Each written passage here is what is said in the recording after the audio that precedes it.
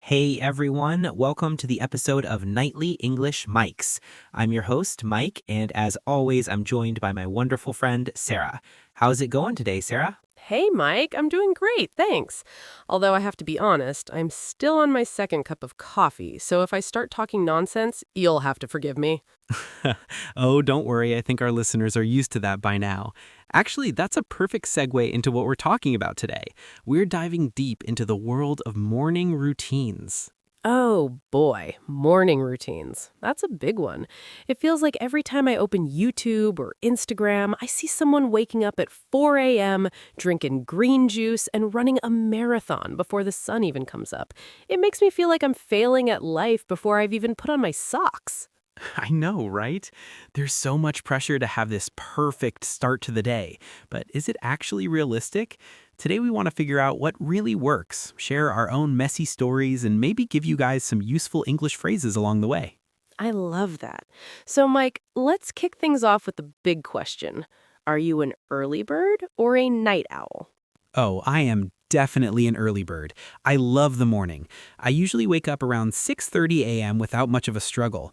There's something so peaceful about the world when it's still quiet. I feel like I can really get a head start on my day. No way! 6:30 a.m. by choice? That's crazy to me. I'm the complete opposite. I am a total night owl. I get my best ideas at 11 p.m. And in the morning, well, let's just say I'm not very friendly until I've had breakfast.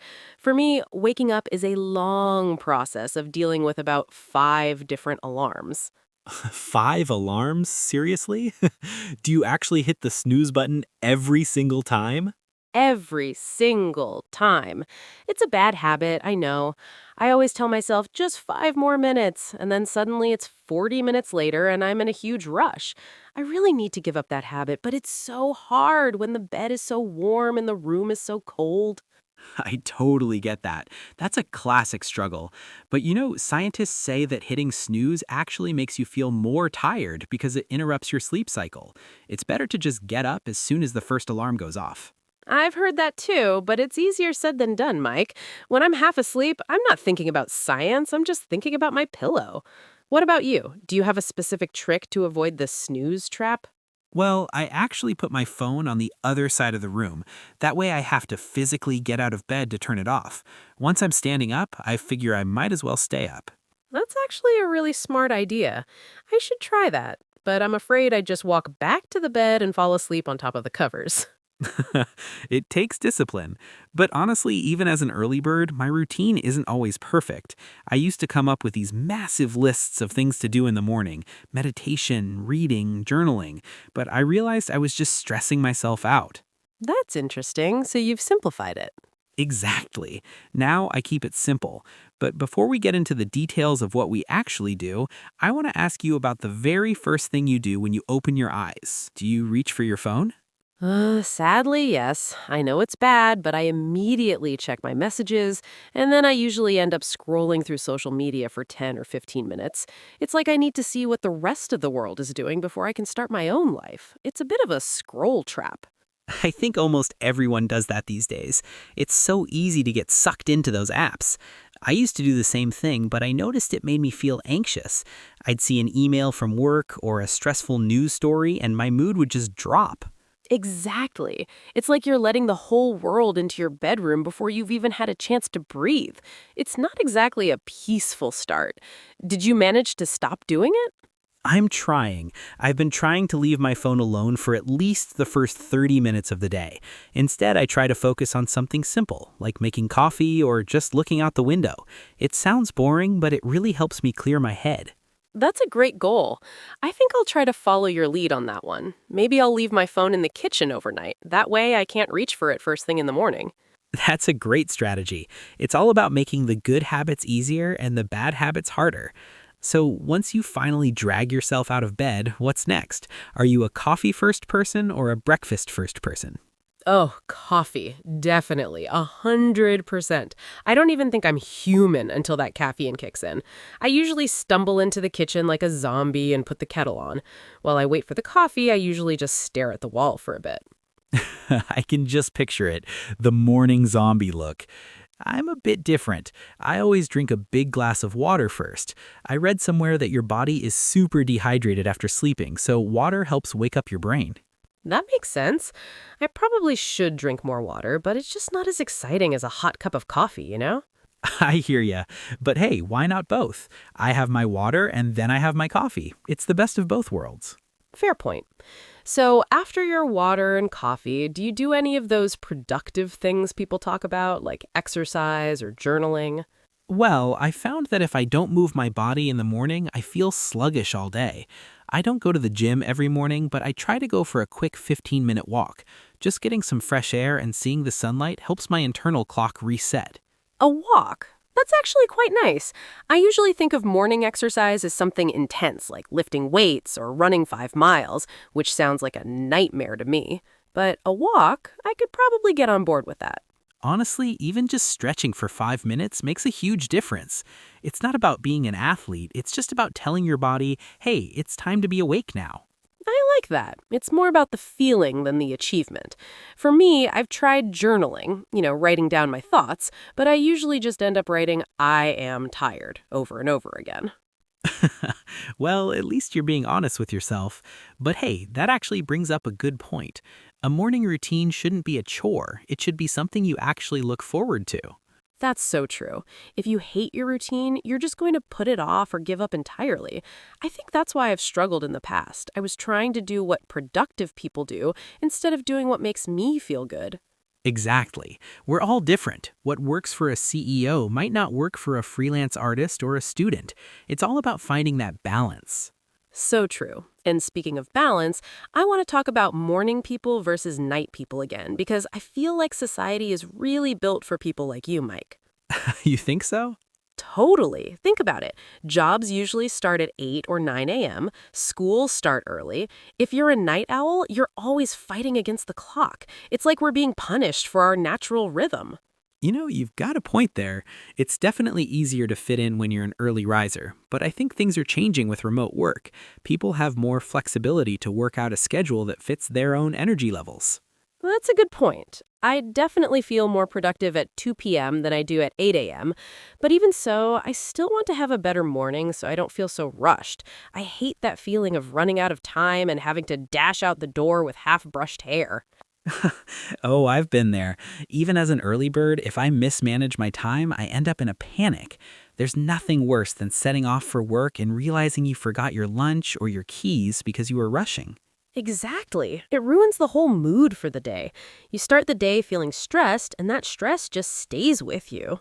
Definitely. Sarah, you mentioned you hate that feeling of running out of time.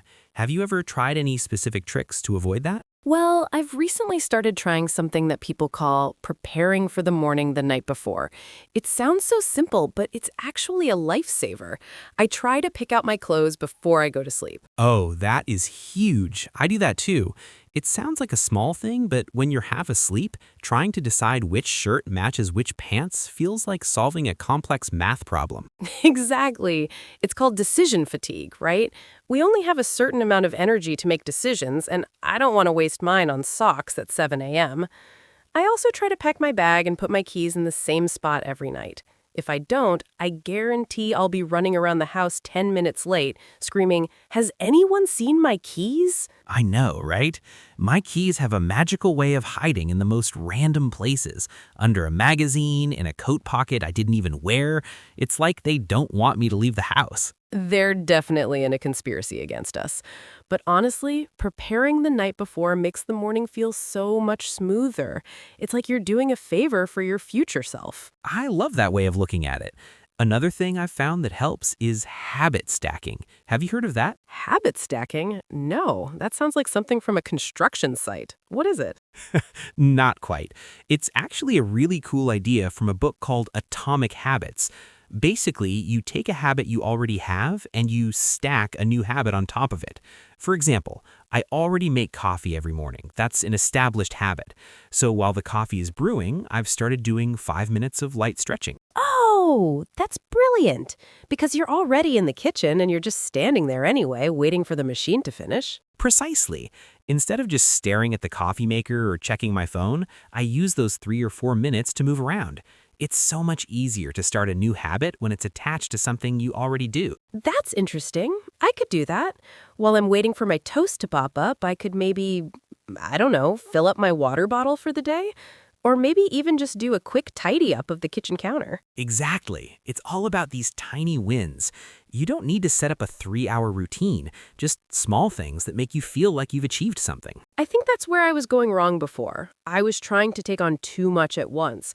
I'd say, starting Monday, I'm going to run 5 miles, meditate for an hour, and cook a 3-course breakfast.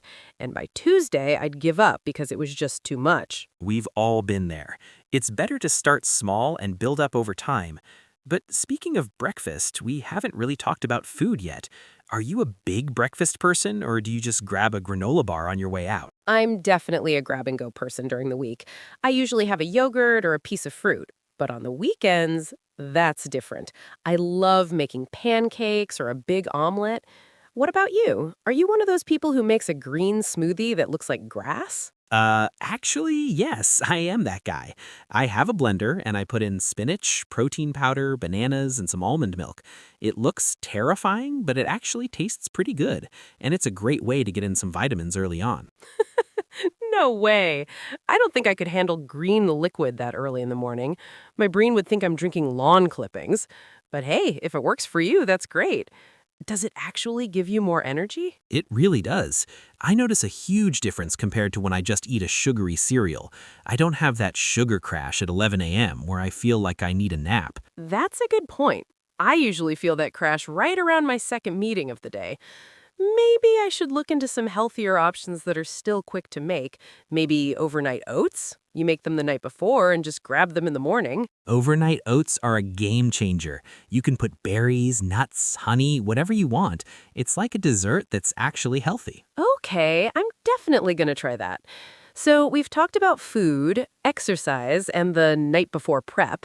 But what happens when things go wrong? You know, the mornings where you oversleep, the coffee machine breaks, and you realize you have a flat tire. Oh man, those days are the worst. I actually had a morning like that last week. I forgot to plug my phone in, so my alarm didn't go off. I woke up 45 minutes late. I was in such a rush that I accidentally knocked over my green grass smoothie all over the kitchen floor. Oh no, that sounds like a literal nightmare. What did you do? Did you just sit down and cry? Because I probably would have. I wanted to, but I realized that if I let that one bad moment ruin my mood, the whole day would be a disaster. I just took a deep breath, cleaned up the mess as fast as I could, and told myself, okay, today is going to be a bit chaotic, and that's fine. That's a really healthy way to deal with it. I think sometimes we're so obsessed with having a perfect routine that when one thing goes wrong, we feel like we failed. But life is messy. Exactly. A routine should be a tool to help you, not a rule that makes you feel guilty. If you sleep in one day, it's not the end of the world. Just carry on and try again the next day. I really needed to hear that. I tend to be very hard on myself. If I don't do my ideal morning, I feel like I've lost the day. But you're right. It's about the long term, not just one morning. Exactly. So, Sarah, after this conversation, what's one thing you think you'll actually try to change in your morning? Let me think. I think the biggest thing for me is the phone trap. I'm going to try to leave out the social media scrolling for the first 20 minutes. I'll leave my phone in another room and try to just be for a while, and maybe try the overnight oats thing too. What about you? I think I'm going to focus more on the habit stacking and maybe try to be a bit more flexible. If I don't get my 15-minute walk in because it's raining, I won't let it get me down. I'll just do some stretches inside and call it a win. That sounds like a great plan. This has been really helpful, Sarah. I feel a lot more motivated now, and not just because of the coffee. I'm glad to hear it. And for everyone listening at home, we'd love to hear about your morning routines. Are you an early bird or a night owl? Do you have any secret tips for a stress-free morning? Reach out to us on social media and let us know. Yes, please do. We love hearing your stories, especially the messy ones. It makes us feel a lot more normal. Well, that's all the time we have for today. Thanks for joining us on Nightly English Mics. I'm Mike.